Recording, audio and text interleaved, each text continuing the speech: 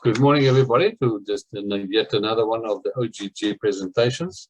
Dr. Alan Guest was born in Rhodesia and after school attended Natal University, Durban, completing a BSc double major in geology and paleontology.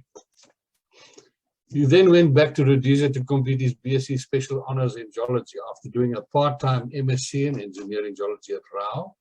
He obtained his doctorate in mining engineering from the University of Queensland, Australia, also holding the position of adjunct professor.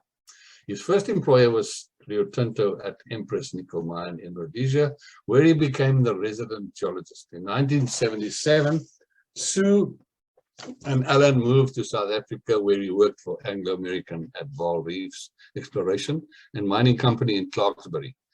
After only 8 months in deep tabular mining, he went to the Chamber of Mines Research Laboratories in Joburg to carry out research in the first motion studies at the Chamber's mechanized stoping experimental stope. In '79, he then joined De Beers, became a diamond man in Kimberley, where he worked for 12 years before joining the corporate ladder in Johannesburg, where he became the group geotechnical consultant. Alan has had 3 main interests in his field: geotechnical aspects of open pits, cave mining, like we just heard about recently, block and sub-level caving, and blasting, all 3 being related through his initial study of field, which is engineering geology. After 29 years with the Anglo De Beers Group, he retired in 2007, and since then, he's carried out mainly review consulting work with most of the major mining companies in South Africa, Australia, Chile, Canada, USA, and Russia. Welcome, Alan, and we look forward to your talk on diamonds and blasting today. Well, thanks very much, Henny. Thanks for the introduction. Yeah, it certainly goes back a long time, and as we were speaking earlier, most of this work was started way back in about 1985 with the interest of going into large stopes, and then we moved into the blasting area, and a lot of my work on diamond damage actually started in around about 1992, so almost 20 years ago. I don't know how do we advance to the next slide? Jeez. Oh, there. Right, basically what I'm going to do, and I'll try and speed it up a bit now. Slight introduction, some background to why as a geotech engineer, we got into the blasting arena, and some of the underground work that I was involved in initially. And then when we started looking at diamonds, some of the test work that we did over in Australia at the JKMRC, and then understanding more about how the shock waves interacted with diamonds, the work we did at the Cavendish laboratories in the UK and Cambridge. And then extending the work into what we call the HSBM, the hybrid stress blasting model. So with no further ado, way back in the late 80s, I suppose it was, De Beers started moving into larger underground mining, particularly Koffiefontein at that stage, and then to be followed by Finch. We had made some changes to the normal way we blasted open stopes with the introduction of the compound ring, which had a lot of geotechnical aspects to it from a slope stability point of view for larger stopes. And also the introduction of a new type of explosive into South Africa, the emulsion explosive, which was fairly new and was able to do a lot more damage if it wasn't controlled properly. And because of this, we started seeing a lot of tunnel overbreak and advances. And it was purely some of this work was really introduced by the then consulting mining engineer for De Beers, which was Ken Owen. Ken had been on a visit over in South America in about, I think it was 1988, 89, and he saw some of the work that the JKMRC was doing on the Chilean operations, and they'd been operating there since about 1985. And they were basically at that stage world leaders in blast analysis, particularly this very near field work with their high-speed monitors, and being able to actually look quite deeply into the action of every round that was going off, and you could actually analyze where things were happening in your blast rounds. So in about 1988, Ken invited the JK to come and talk to us at De Beers, because we were embarking on what was called the compound ring. This was going to be a very large ring. It was consisted of about 18,000 tons of ore that would be blasted. It was over 80 meters high, and it had not only geotechnical aspects to it, but it also had significant blasting and blast timing issues to it. And we, between Ken and I, we believe that De Beers needed an upgrade in their blasting skills, not only just from the safety side, but actually understanding what was going on with the explosives. So that's just a picture of Finch Mine. With, you can see the compound rings down here, with the upper one being at fairly vertical, and then this one down here being at 50 degrees, and then going down to the actual draw point at the bottom there.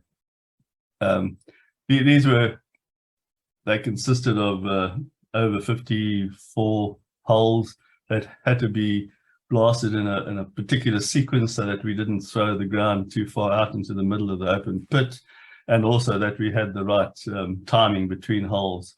And it was at the same time that this was going on, we started to have very in-depth discussions with our explosive supply at that stage, and we're really driving them from an explosive point of view, because we wanted to know more about the explosive. We also wanted to know more about the timing and what was going on.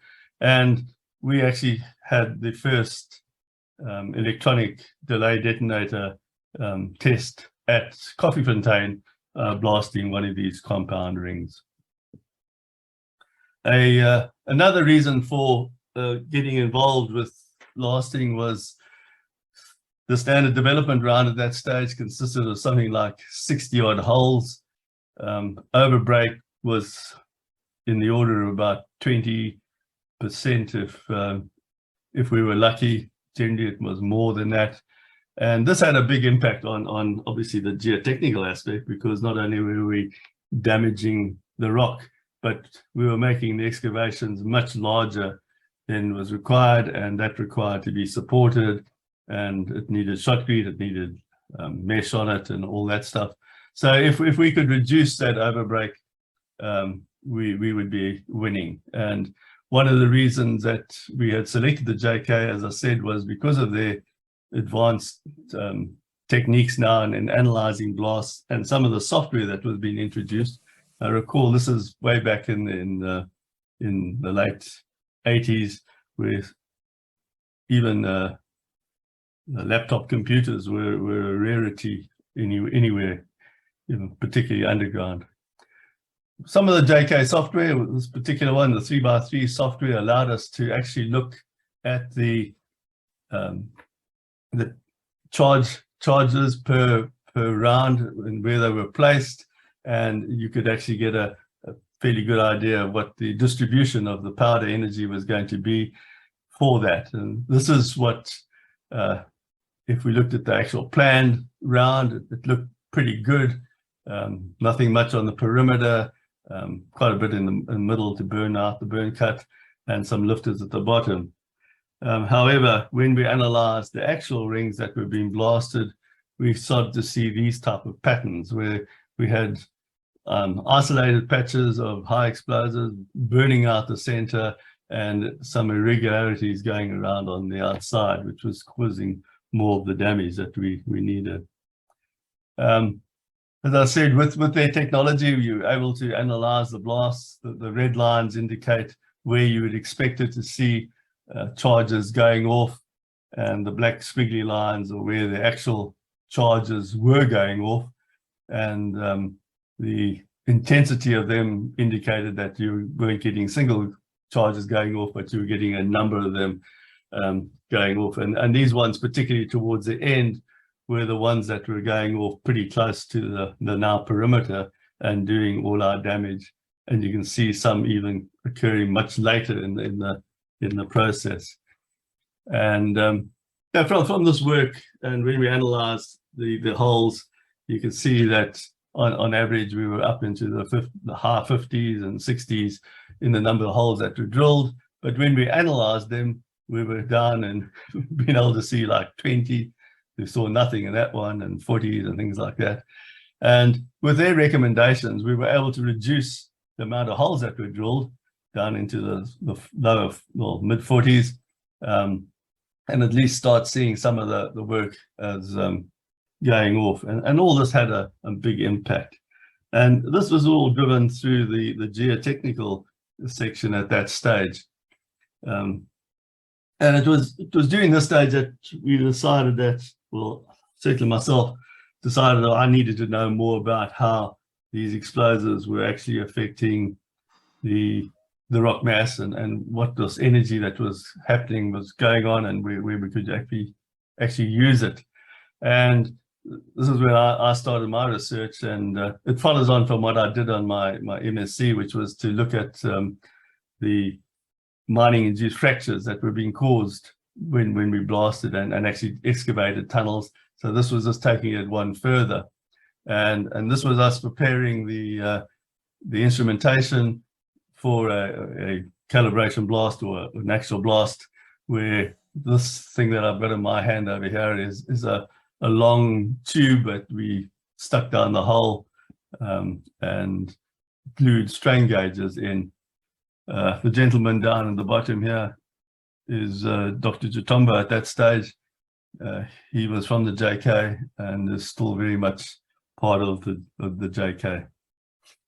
So what we were looking at doing is drilling 2 holes in the sidewall of the tunnel, and at 90 degrees we'd place strain gauges as close as we could to the explosive, and then putting in a explosive charge, detonating that, and then with the high-speed monitors measuring the attenuation of the shockwave as it passed through the kimberlite, and hopefully that way gain some knowledge of what was going on with the explosives. I'll just point out at this stage, although we were looking at the diamond damage was in the back of our minds, we were not allowed to talk about diamond damage at that stage. This was in the early 90s, as the then chairman back in 1952 or 3, when he opened the first direct treatment plant down in Kimberley, he was asked a question by a journalist with the fact that now introducing crushers into the processing arena, were they not going to damage and break the diamonds? And Ernest had made a statement that at De Beers we do not break diamonds. So I was forbidden to even mention anything about diamond damage back in 90s and 92s type of thing. So here we were looking purely at how explosives were affecting the kimberlite. This was a very much younger version of myself, and these were these rubber tubes that we used to put the strain gauges on and push it down the hole, blow it up so that the glue would attach the strain gauges to the actual outer lining of the borehole. And because we were drilling a hole and we were going to blast, we had to then look for a grout to fill the hole up that would have the same acoustic impedance as kimberlite, so that we didn't get any funny things happening as the shockwave passed over the strain gauges. And at that stage it was seen as a minor thing, but in later stages, as you'll see later on, it became quite a useful product to use. These were some of the signals that we were able to record at the blasting. In those days, we only had 8-bit recorders, so the signal was pretty jumpy. Nowadays, with the 1 gigahertz type monitors, you can get a much better signal. Dave Arnold mentioned just now somebody had gone from a range of 6 kilometers in his working career. I've gone through a range of many time zones, from being my initial degree as a paleontologist to being blasting, which paleontology we're looking at millions and billions of years ago, where here we start looking at nanoseconds. So it's quite a span of time to be involved in. These were just some boring results that we got out. The strain rates that we were actually measuring, quite a steep attenuation, and as you can see in this graph, the curves fitted quite a nice curve between all those things, and we'll see later how this all fits into the total story. In the late 90s, it was then noted by people like Derek Robinson and Chris Rowan at that stage as well, that one of our operations was having a significant amount of damage from the operation, and that we needed to start investigating this. Most of the damage that was seen was easy to identify. Derek, certainly from all his work, the late Derek Robinson, was able to identify geological deterioration of the diamond from emplacements and things like that, and also the metallurgical damage, which is basically seen as diamond on diamond, or diamond hitting metal as it takes corners and things like that. You get all these conchoidal fractures.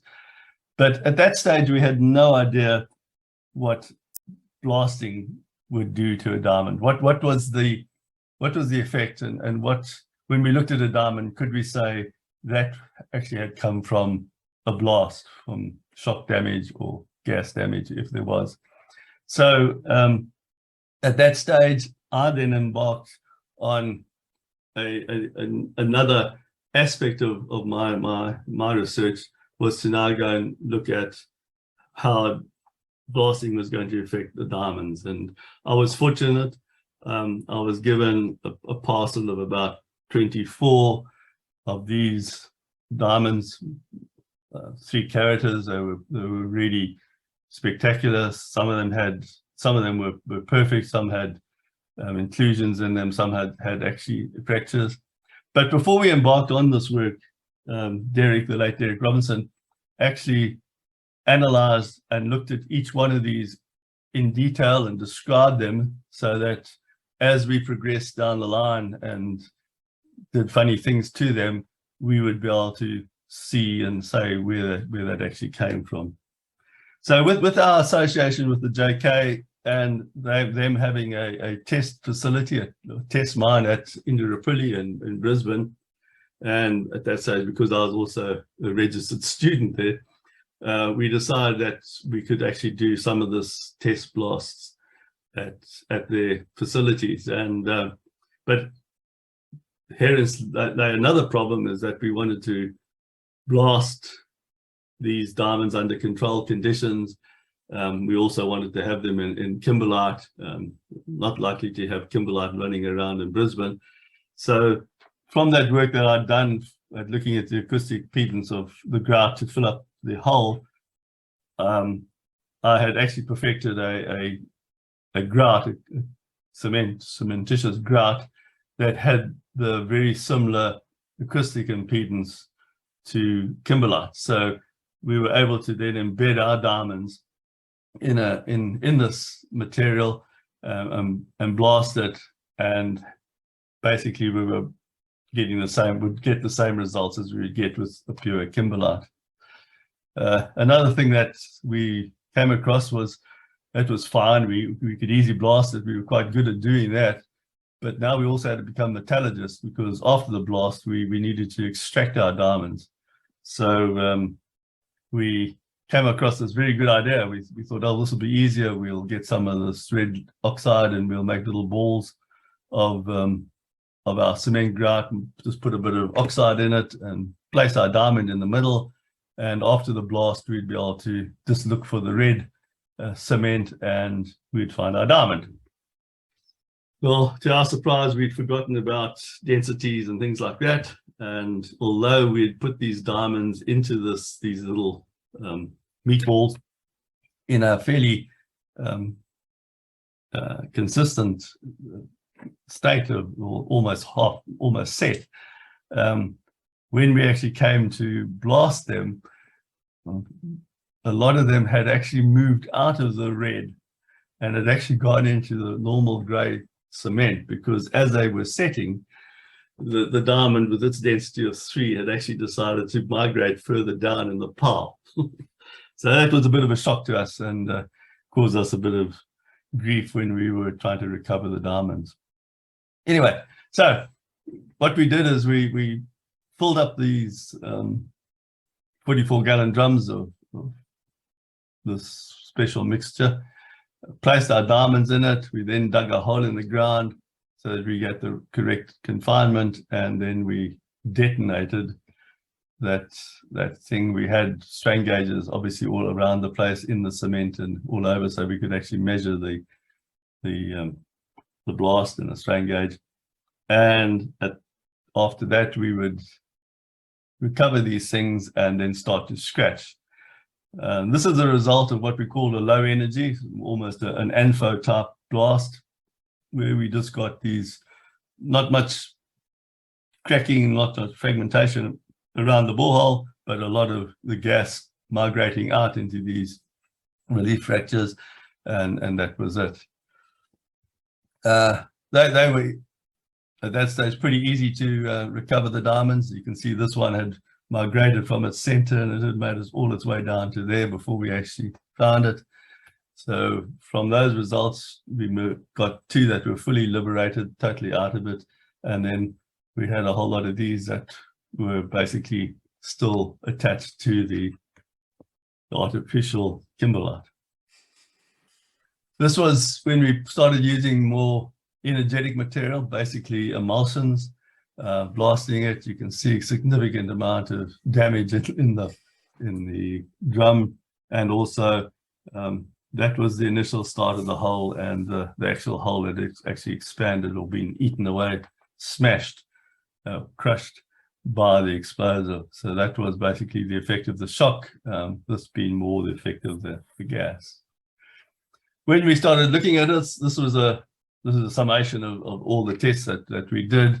So we had diamonds sitting out sort of almost 3 diameters right out there. Then as we got closer and closer to within 1 blast diameter of the hole. This is what the crush zone, i.e. the shock damage from the explosive, and then basically these ones out here were mainly affected by gas. And basically this was the characteristic of the ones out there. Very little damage, hard to see much at that stage on those ones. As we got closer, you can start seeing that we start getting these very linear cracks following the cleavage planes. And as we get closer, you get them in following basically 2 cleavage planes at that stage. And then we found right at the close, we ended up creating these almost bought diamonds. When we came across this one, we were actually nervous. We were scared that as we picked it up, it was just going to fall away in our hands. It was totally black, really, really black. We were, as I say, very nervous and picked it up. And when these were presented to Derek to have a look, he was amazed, because in all the diamonds that he'd seen, and Derek has seen more diamonds than anybody else, I think, in the geological environment has ever seen. He had recognized these, but in his work that he did, he could not explain the genesis of this type of diamond. It was beyond him. He didn't know what it was. And when we came along with these and said, Derek, these are our diamonds, he was sort of over the world. He said, well, now I know exactly where a lot of these that have come through are actually coming from. And these were incredible diamonds because they were totally black. And if you look very closely, there's a few fractures on the outside, but internally it is totally smashed up. The light gets in and the light does not even come out of that diamond. This is some more close-ups. This is the one on the right on the outside, almost as good as new. You can see these ones with the cleavage plane cracks, and then obviously this one, which is now totally smashed to smithereens. Having done that, we now started going back to the work that I was doing and said, well, how do we get around this? And if we don't want to smash these diamonds, obviously we've got to have an explosive that doesn't reach the level of damage that is going to smash the diamonds. But how do we break kimberlite? At what level of energy do we need to break the kimberlite? And then what do we have to have so that we don't break the diamond? So I was lucky. I managed to get involved with the Cavendish laboratories, Professor Field and that crowd, and we started to use their what they call their gas gun, where you're able to actually do proper shock experiments. And this was the results of some work that we did to determine what is called the Higgania elastic limit. The Higgania elastic limit is the highest stress, shock stress, that a material can handle before it becomes inelastic. In other words, it's breaking up and destroying itself, or going through a phase change. And I did a number of tests at Cambridge, but then because each one of these tests would take almost a week to set up because of some of the complications, which I'll explain just now, I was able to get a an undergrad student to assist me. So he would do most of the donkey work, and I'd be there for the day of the shot. So it was quite useful at the end of the day.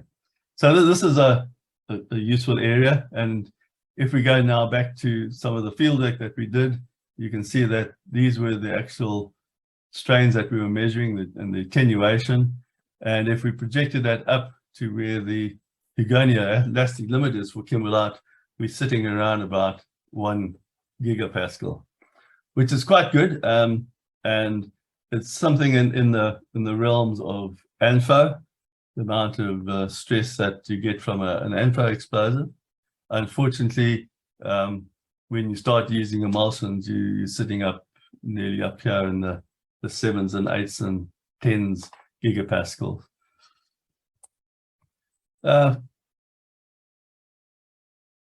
During the 90s, De Beers sponsored the development of a code, a discrete element code called particle flow code, the PFC. It was mainly developed so that we could understand gravity flow processes for block caving. But in working with the PFC, we also noticed that it was pretty good at modeling dynamic physics as well. And I'd use it to model some of the Hopkinson's bar work that I'd done. And as part of my work, I started to look at simulating blasts. So this was a PFC code where we have the blast hole, and we simulate an explosive with shock energy. And you can see how the shock went out and basically crushed this rock. All these little black lines show where you have still got intact rock, but you've got high strain going on. So in this limit here, after the blast, we've got a crust zone, and then at these measuring circles, we can actually measure the stress as the stress migrates out through the rock. And this is the wavefront that's over here. And as you'll see, we got a fairly good correlation with this and our field results. And this started meaning quite a lot, because it meant that we now had a computer model, a mathematical model that we could actually monitor, or that we could actually model kimberlite in a dynamic and really being more than just dynamic, actually shock, and then also represent the effect of the explosive, remembering that explosive has two partitions. You have the first partition, which is the shock energy, which is actually the real punch of the explosive, fracturing the rock, and then you've got the gas energy, which follows behind and opens up those cracks and extends those cracks, and also throws the rock all over the place. Having done all that, we thought, well, now, it's very difficult to have a look at a diamond when the blast is actually, or the shock wave is actually passing through, and how we were going to do this. And one way that we can do it is to move into the laboratory and start using these things called gas guns, where you can actually send a sabot at very high speeds and at high energy levels into your target, and with very, very fast camera work, you can actually photograph the shock waves passing through the diamond, and you get a real good representation and idea what's going on. So this is just showing you the Cavendish light gas gun. If you watched TV last night, there was NASA had one that they were actually using for planetary studies, where they can get this thing going at incredible speeds. I think 10,000 meters a second was something that they were talking about. The fastest we could get this one to go was 1 kilometer a second, which was fast enough because we could get up to 3-4 gigapascals of energy as it migrated down. So that's the gas gun. And what we wanted to do with these experiments, and this work is under the guidance of a student that we actually sponsored through this project, like by the name of Jeff Wilmot, Dr. Wilmot now. So a lot of this work was done under Jeff's hard labor. He was the undergrad that helped me with my HEL work. So it was a good follow-on that he was able to carry on and do these for us with the diamonds. So the idea was to capture a sequence of shock loading of a diamond, and because we wanted to be able to see what was going on, we had to embed these in this PMMA material. It's basically transparent, and it has the same impedance, to gain acoustic impedance to kimberlite. So it was quite a nice material to use. And also the shock wave velocity of the PMA is only 2.6 millimeters per microsecond. Basically, that is equivalent to 2,000 meters a second, which doesn't sound slow, but compared to kimberlite shock wave velocity is 17,500 meters per second. So we were able to see a lot of what was going on in the kimberlite before the shock wave of the PMMA, which basically obscures the observation because the shock wave actually goes black when it's passing through the PMMA. And during this time, as I said, these experiments used to take up to a week to set up because of all the criticalities that you had to go through, and basically your observation time during this whole setup is 2 microseconds.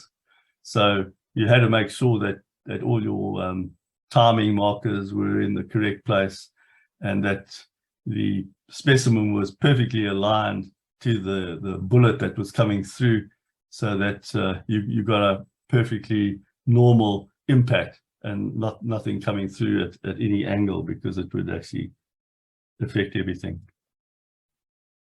As I said, the shock wave in a diamond is 17,500 meters per second.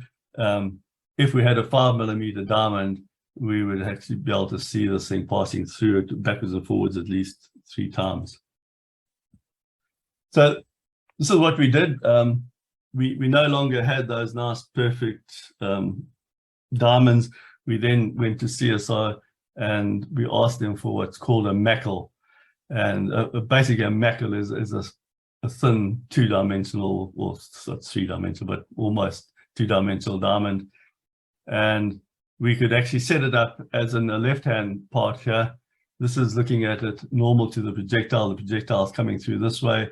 This would be the diamond, 5 by 5 in the PMA.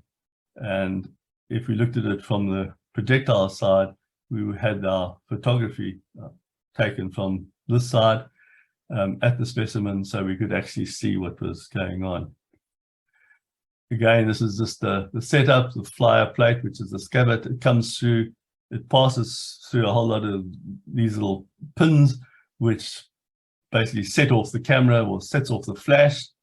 The flash duration is 10 microseconds.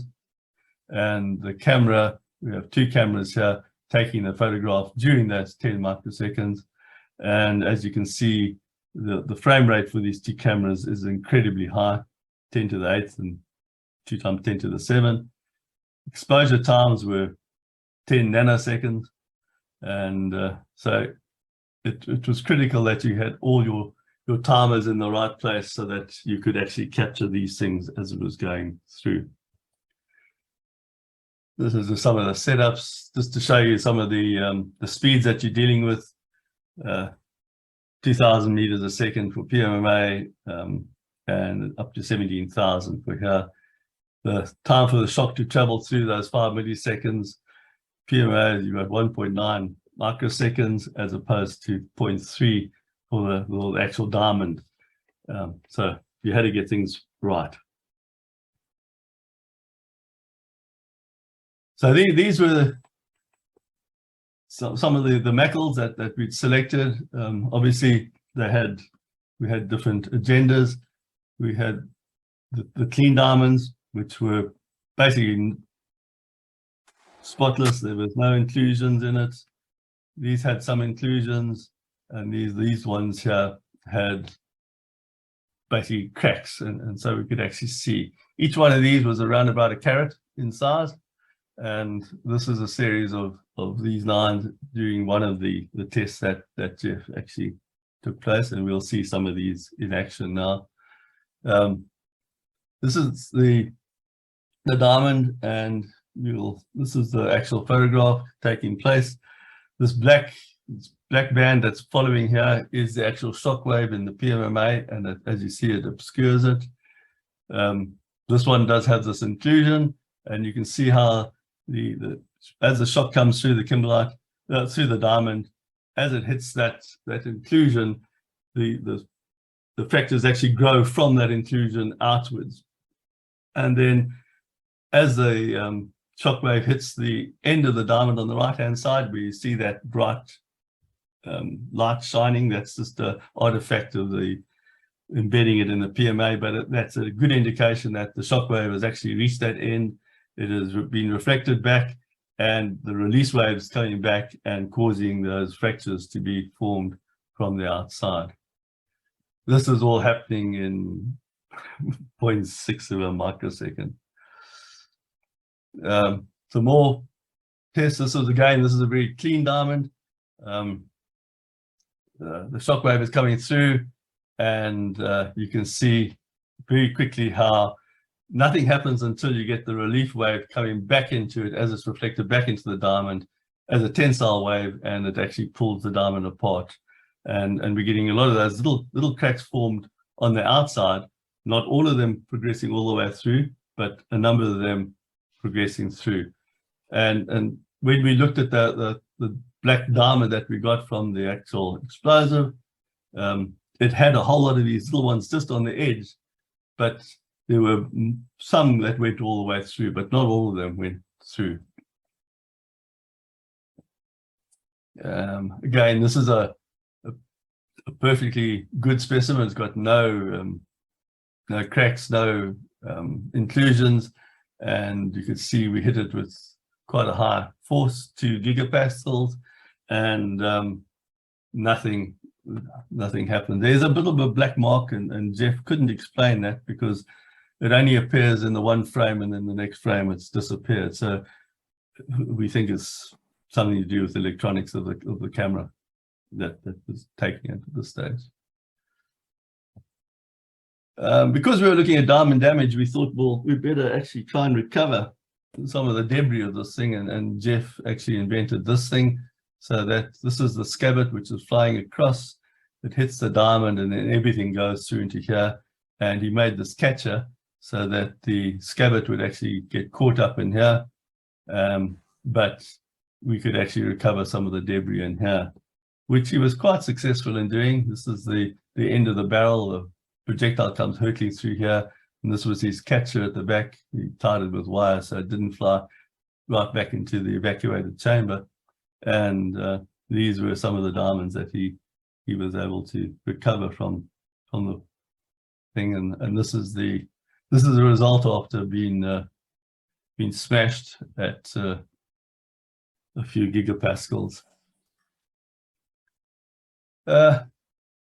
We're also quite interested in the crack propagation rate, and these are basically microseconds between the frames. Here you can see the shock wave has hit that diamond, and the crack is now developing out from that inclusion as it grows from that and gets right out to the end of the diamond. And as the shock wave, that's the shock wave just getting to the end of the diamond and reversing and coming back with this release wave joining up with that one. Again here, the shock wave coming through the PMMA. At this stage, the shock wave has actually passed through the diamond, turned around, and you're getting these release tensile cracks like you see in a Hopkinson bar forming in the diamond. Here we actually see generation of 2. The shock wave has actually turned around now, and it's coming back. And although we had an inclusion here where these ones grew out on the 1-1 plane of the diamond, we actually started to form others normal to the 1-1-1 plane. And at this stage, these cracks are actually developing from the perimeter of the diamond back into the diamond with the relief wave going, and you can actually start seeing these two waves, these two cracks coming across as the wave reflects backwards and causes a release wave. Crack velocities are 12,000 meters a second, 11,000 meters a second, and 10,000 meters a second. Things are happening very fast. But the diamond has actually been destroyed by the actual shock wave as it's passed through, and if the shock wave gets into the diamond and can't get out, basically, and destroys the diamond from within. This is just a whole sequence of some of those that we've shown you. The sequence starts at the top, goes down, second row goes up, down, and up. And you can see how this is the shock wave passing through. It's already at this stage into the diamond. The diamond is actually there's intersected that, and it's going out from that. This is the shock wave in the PMA coming through, and these things growing as they pass through, and then basically the diamond being totally destroyed in its entirety. Maybe look at the practical side of this thing. As you can see, the clean diamond, they were able to stand at least 2 gigapascals before it got destroyed.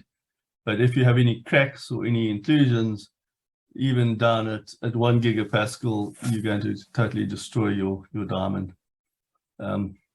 Sapphire basically didn't survive at all as a control that we were doing. So the threshold for diamonds is between about 2 and 2.8. But if you've got any flaws in your diamond, 1.1 gigapascal, you're going to not survive as well. So what does this mean? Can we do something about it? And from the work that I was doing with the PFC and sort of looking at it and thinking about it, I was able to convince a whole lot of other people that maybe we needed to develop a blasting model, which we could actually model the two phases of a blast, not only just the shock, which is what a lot of the hydrocodes do. They only look at the shock energy. We also needed to look at what the gas was doing, because obviously we were not damaging the diamonds totally by shock, and that a lot of the damage that was being seen was when you had Dwicks, which is basically diamonds within kimberlite.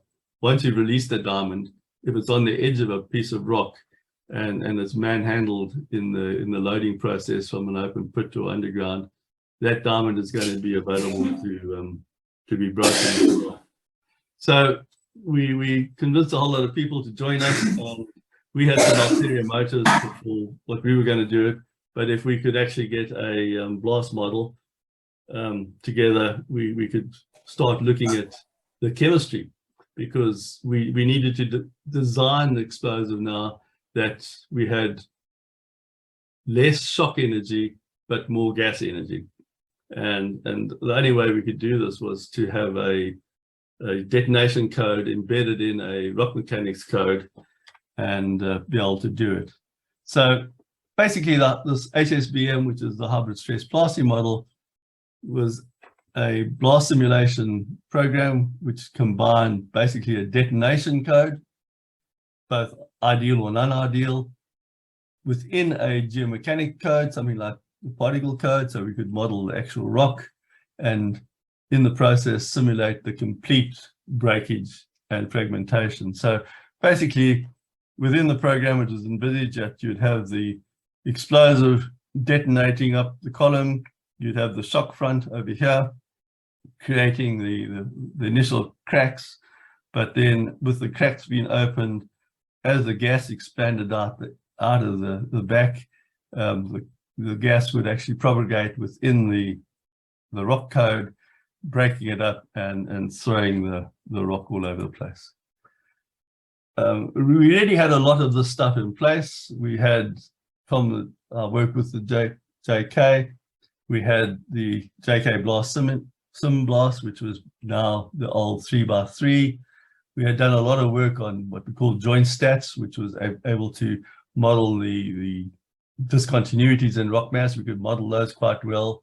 And we had, from the explosive partners at that stage, AECR, we had their non-ideal detonation code.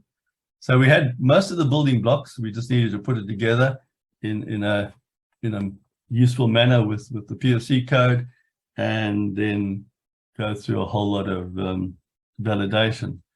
So basically what it involved was setting up, we had the non-ideal detonation code from Vixen.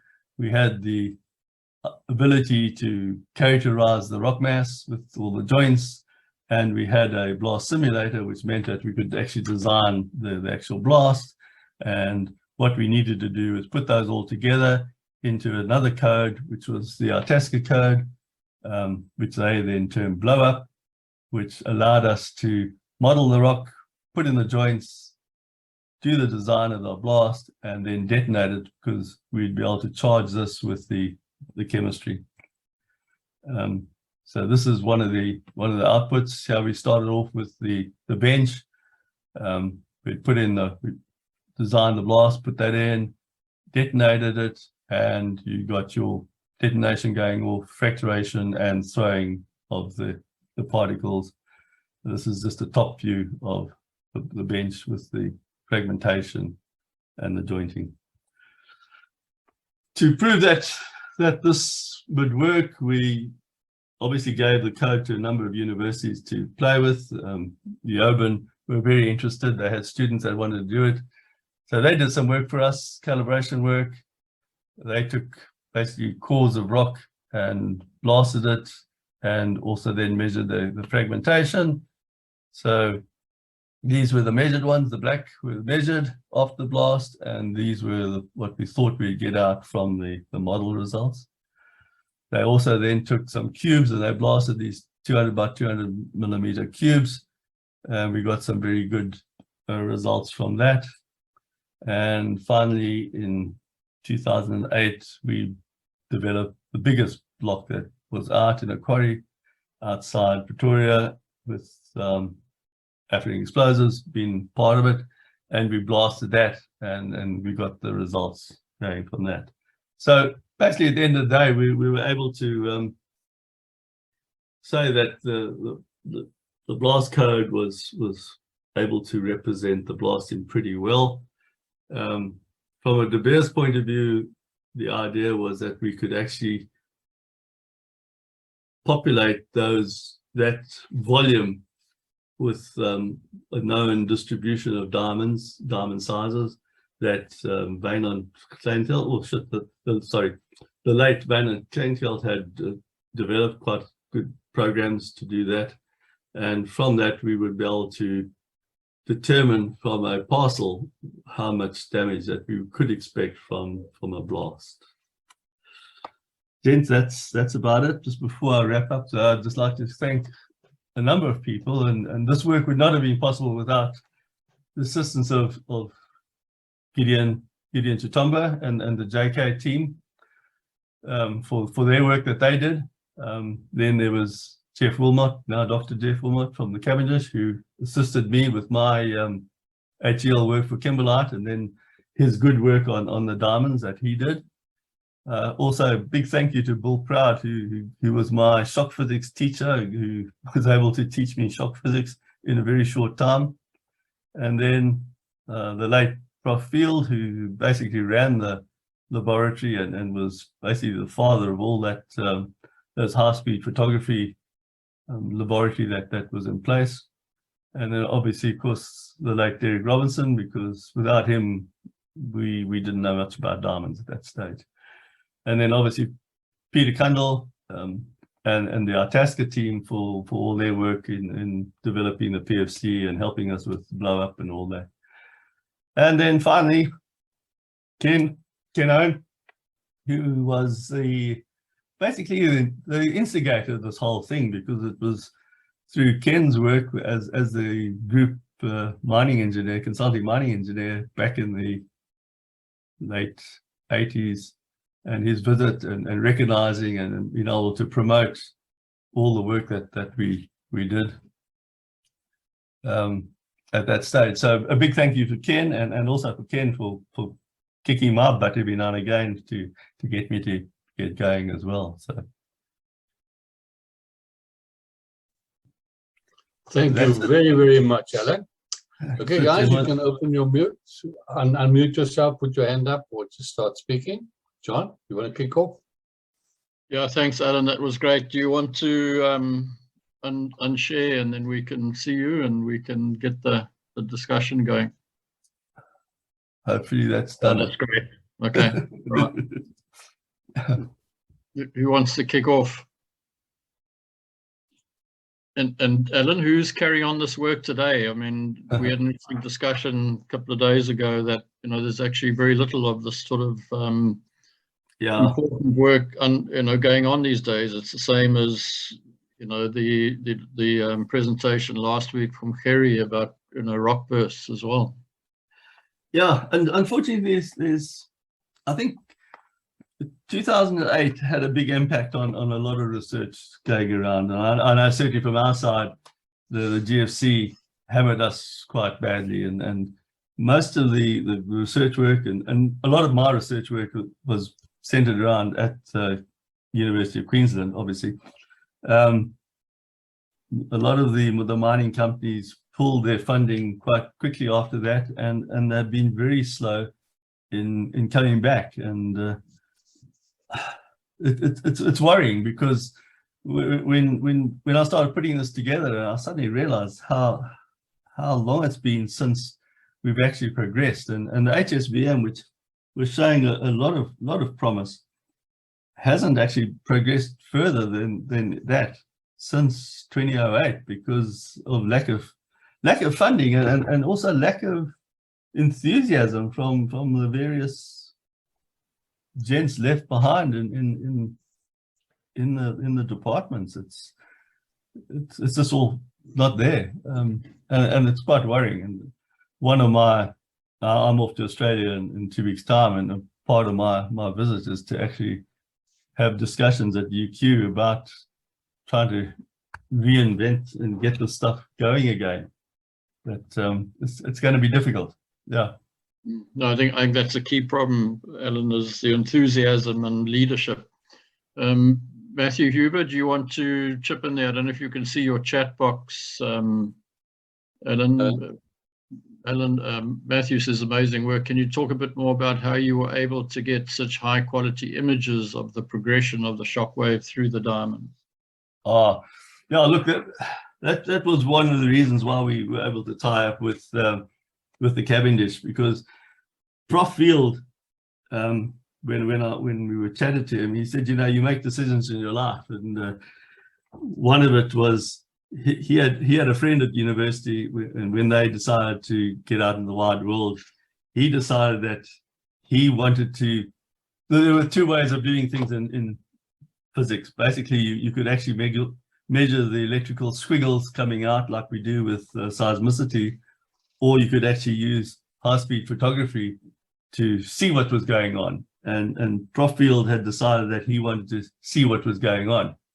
So his whole intent at the Cavendish was high-speed photography. Obviously, he was the leader in shock physics, so getting this thing done. And in fact, I think it's still at the Cavendish, they have got the high-speed camera that was used to film the first atomic blast in America.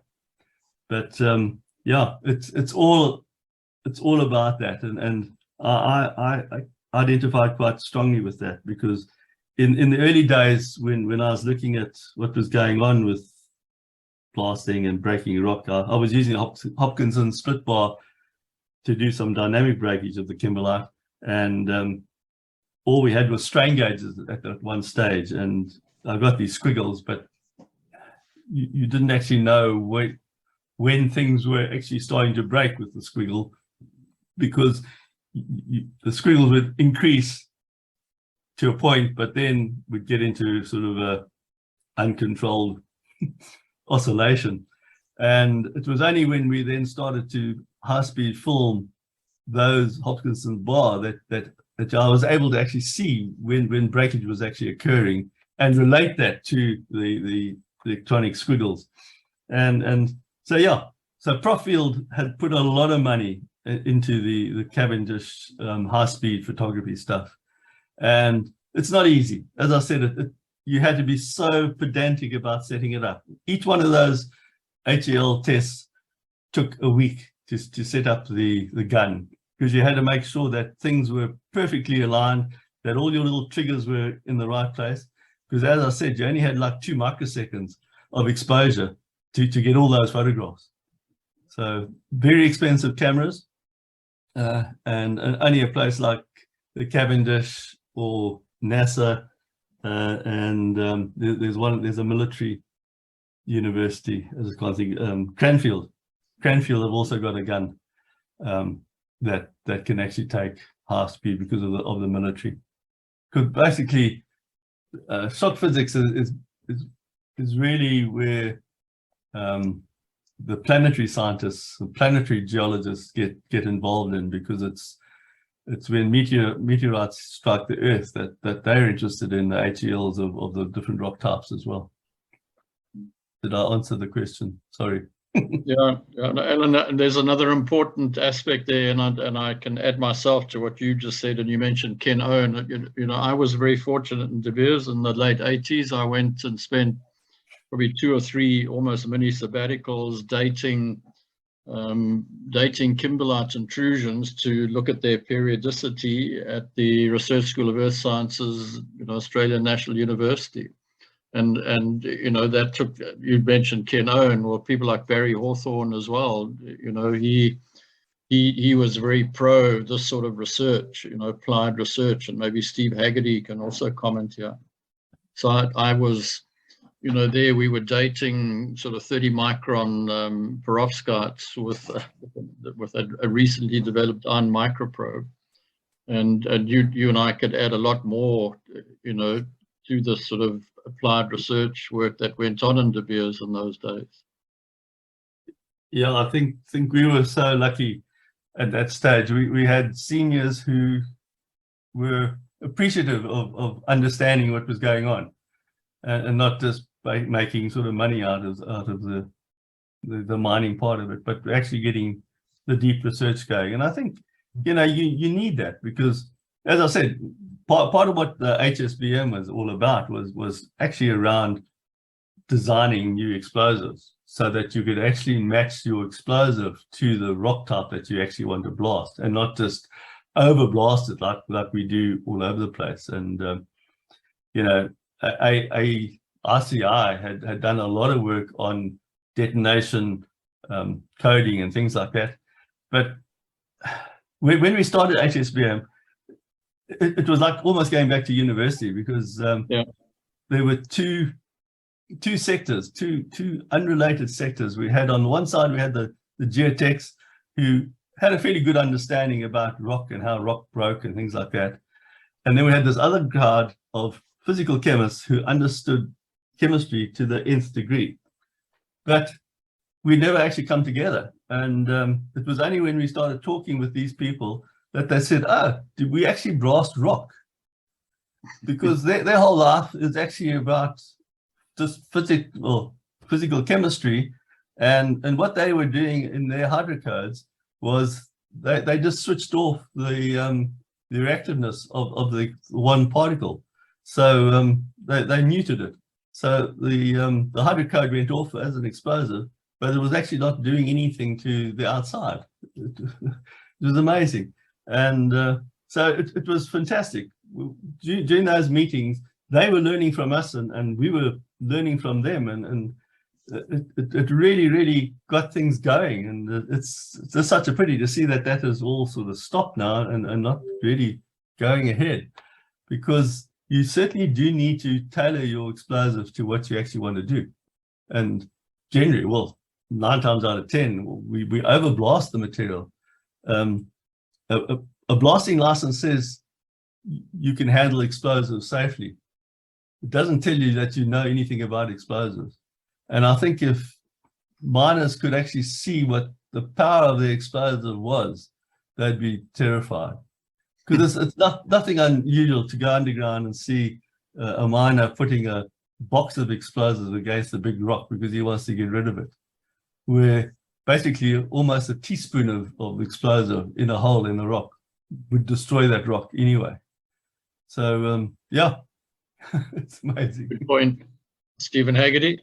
Yeah, I'd like to make two points. Great talk, very interesting, fascinating. You muted, Steve. You muted yourself again, Stephen. Oh, is that better? Okay. Yeah. Is that without the enthusiasm and permission of people like Barry Hawthorne, we can articulate whatever we want to in the university environment without making any progress whatsoever. So this interaction between academia and industry is super critical. And so I strongly endorse the comments that you made, and the necessity. I mean, going to a place like Cambridge and the laboratory, and particularly with interaction with field. I mean, that's magic. There's no question about it. So that's one comment. The other comment is, did you ever resolve what the blackness was on the diamonds closest to the explosion?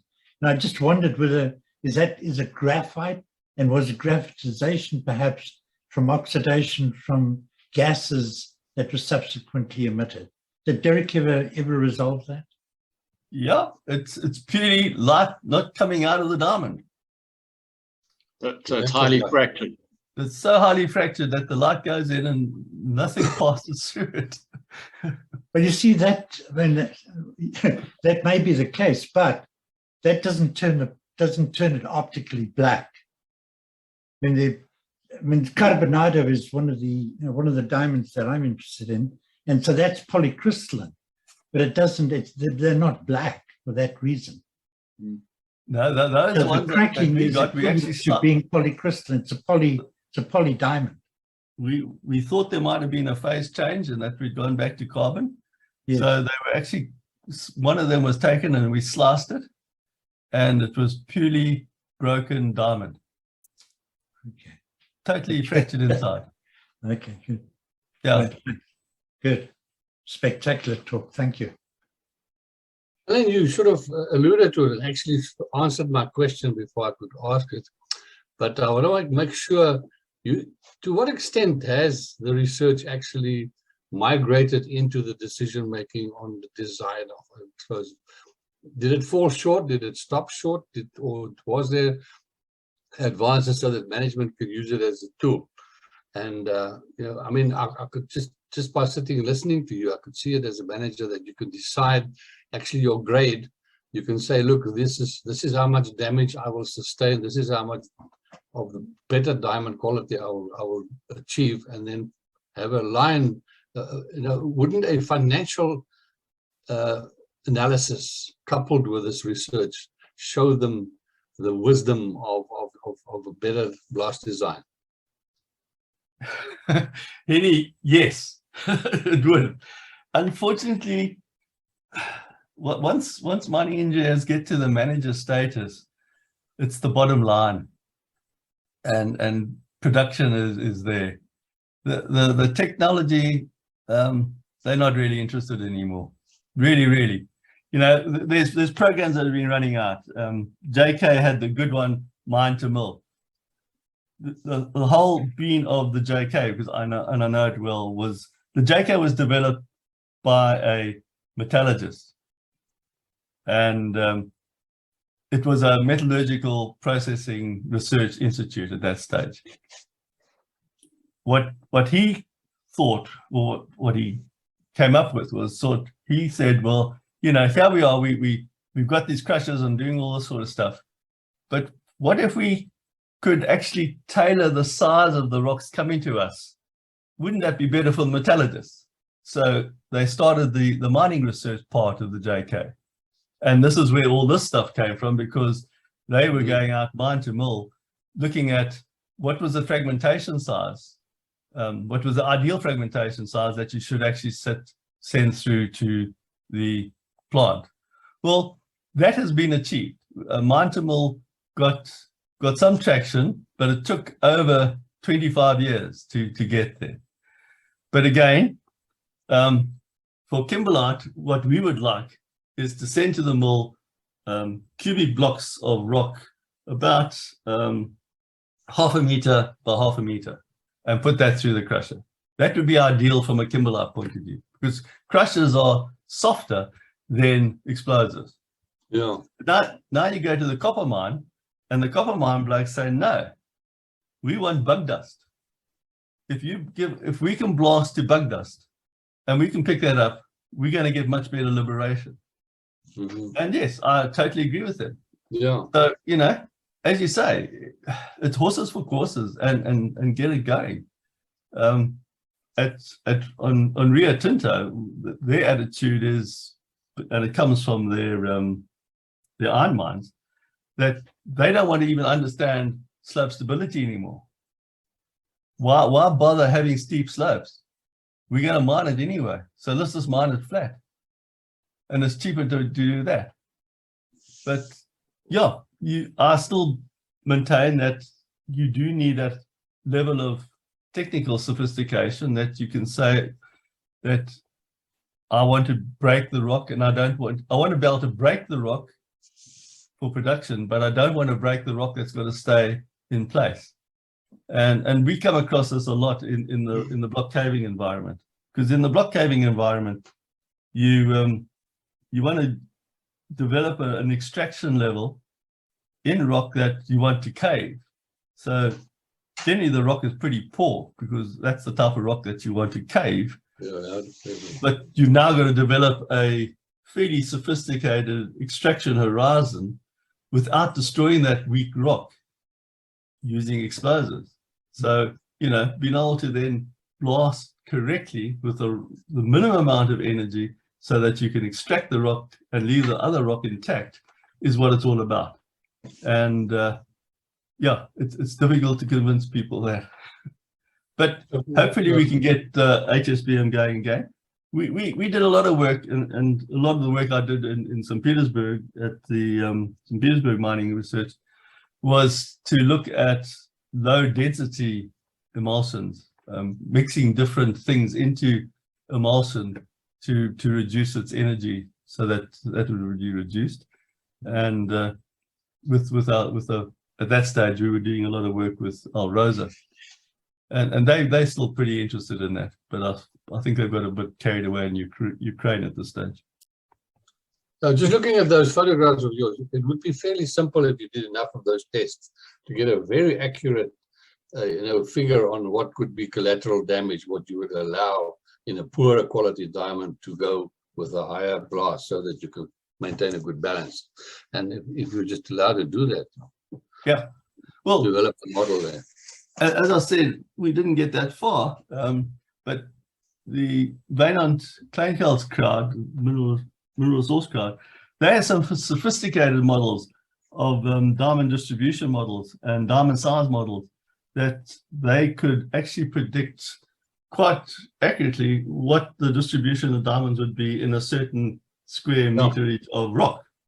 So our next level was to take the HSBM, as I said, and take our bench that we were going to blast and then overprint that with the diamond distribution, and then to actually blast that with this normal pattern to see what damage you got out of that, and then to say, okay, if we modify the explosive, can we then get a better result, and also reduce the amount of fragmentation of the actual kimberlite, because you don't want to liberate the diamonds in the field. You actually want to liberate the rock in the field and then transport the rock to the crusher, so that the crusher has very little work to do, but as it taps the rock actually falls apart because it's been preconditioned.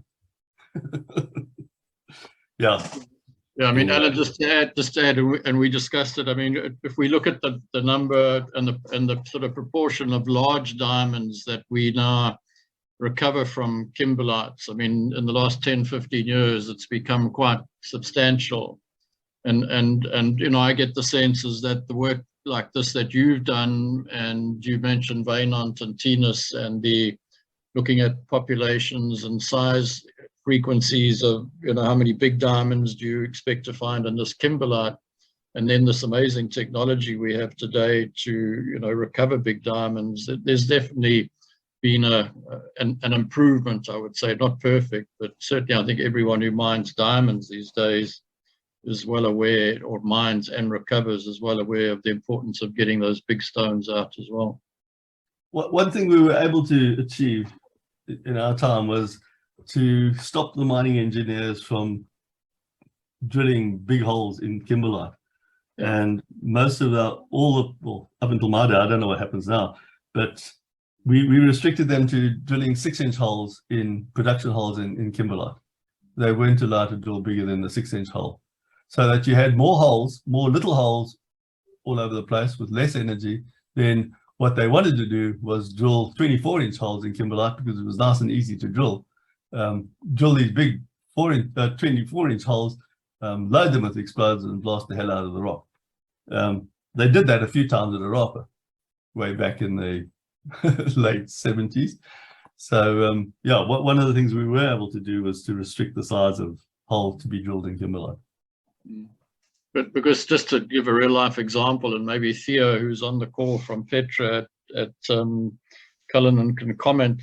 I mean, if you look at run of mine, values of Cullinan diamonds, they're actually pretty shitty. Probably less than $100 a carat. And the critical thing there is to recover the big stones unbroken, because that's what that makes the difference to the economics.